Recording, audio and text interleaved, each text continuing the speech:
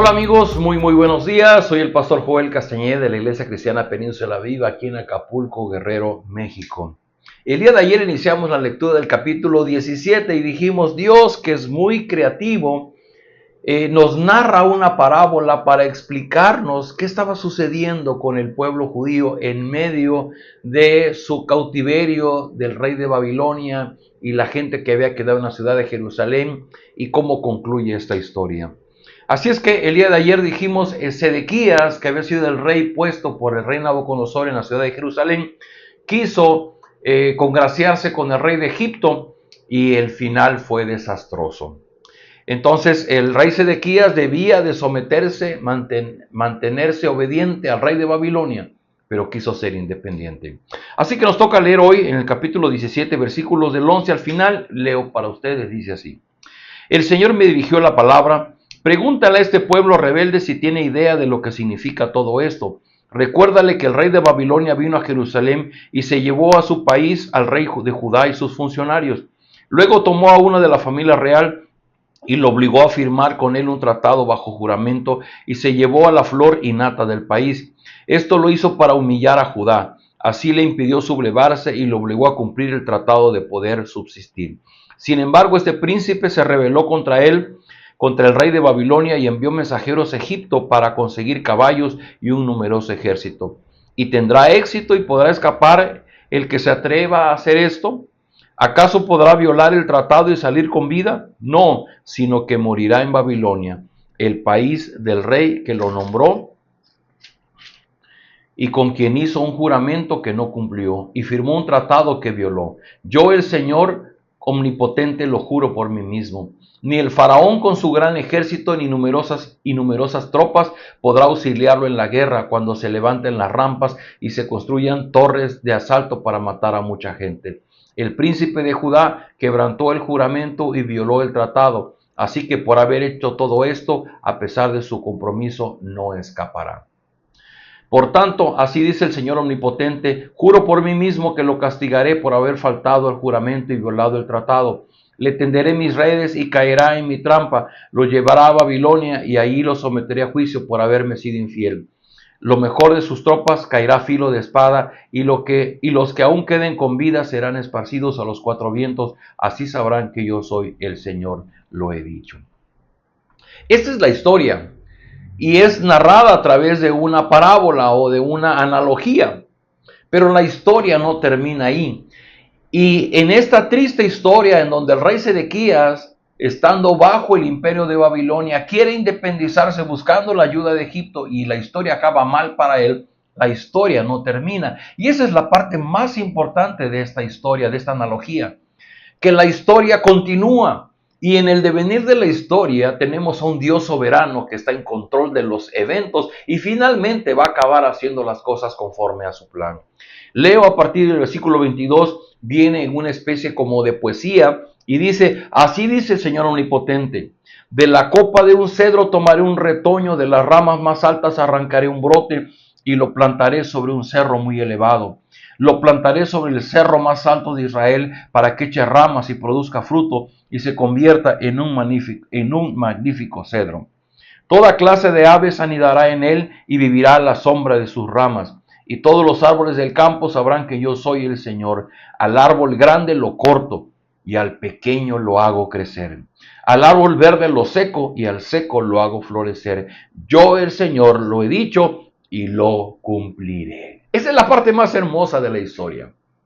En la primera parte vemos la analogía en donde los actores principales como Ezequías y su reinado cometen el error de rebelarse ante el imperio babilonio cuando Dios le había dicho que se sujetara al rey de Babilonia. Él quiso hacer su santa voluntad y las cosas acabaron muy mal. Pero ahora viene la segunda parte de la historia. Dios había llevado a Judá como cautivo a Babilonia, pero la historia no termina ahí. Dios les mencionó que estarían solo 70 años y luego regresarían a la ciudad de Jerusalén. Y la historia continúa. ¿Qué está por venir en la historia? Dice el Señor, de la copa de un cedro tomaré un retoño, de las más altas ramas arrancaré un brote y lo plantaré sobre un cerro muy elevado, en el cerro más alto de Israel, para que eche ramas y produzca fruto y se convierta en un magnífico cedro. Ya no estábamos hablando de una vid, estamos hablando de un cedro. Y eso marca toda la diferencia, porque entonces Dios dice, y toda clase de aves anidará en él y vivirá a la sombra de sus ramas.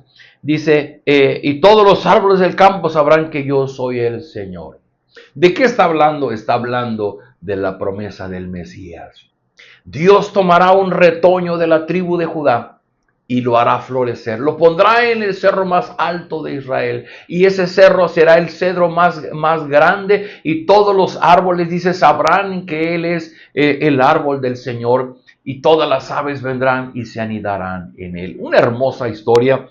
Y dice, como si por si quedara duda, Dios dice, al árbol grande yo lo corto, y al árbol pequeño lo hago crecer. Al árbol verde lo seco y al seco lo hago florecer. Y termina afirmando, dice, yo el Señor lo he dicho y lo cumpliré. Amigos, ¿cuál es el punto de esta mañana? El día de ayer vimos en la primera parte de la historia a un Sedequías que no entendió cuál era la historia de Dios, no entendió, no quiso someterse a la autoridad de Dios, quiso ser libre, quiso hacer lo que le placía y acabó muy mal. Pero Dios sigue en control de la historia, y en el devenir de la historia Dios tiene un plan, y en ese plan está el plantar el cedro más grande, más alto, que va a cobijar a las aves del cielo y que los demás árboles van a reconocer que Él es el cedro del Señor. Y en la rúbrica al final de este pasaje dice, yo soy el Señor, el que al árbol grande lo corto y al pequeño lo hago crecer, al verde lo marchito y al seco lo hago florecer. Yo lo afirmo, el Señor. ¡Wow! Esta parte me entusiasma, me llena de esperanza, porque si nosotros nos rendimos ante nuestro corazón egoísta, nuestro corazón obstinado, y simplemente dejamos que el plan de Dios se cumpla en nosotros, el plan de Dios es mucho mejor que el nuestro. Porque nosotros no vemos lo que está por venir. Le decía ayer, Dios está sobre el partido de fútbol, por arriba del estadio, y está viendo en otra perspectiva lo que sucede en nuestra vida. Y Él dice, es que yo muevo las piezas, yo hago la historia. Y ese es nuestro papel. Creer que Dios es el que hace la historia. Dios es el que la escribe. Dios no es un espectador, Dios es el que escribe la historia. Y nuestra participación es simplemente flojitos y cooperando.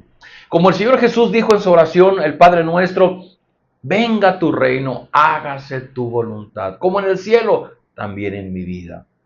Dice el pastor Ray Warren, porque tus planes son mejores que los míos y yo me alineo a tus planes. Se trata de alinearnos a lo que Dios ya está haciendo en la historia. No que mi corazón necio, terco, obstinado quiera abrir su propio camino. Y Dios dice, dame oportunidad.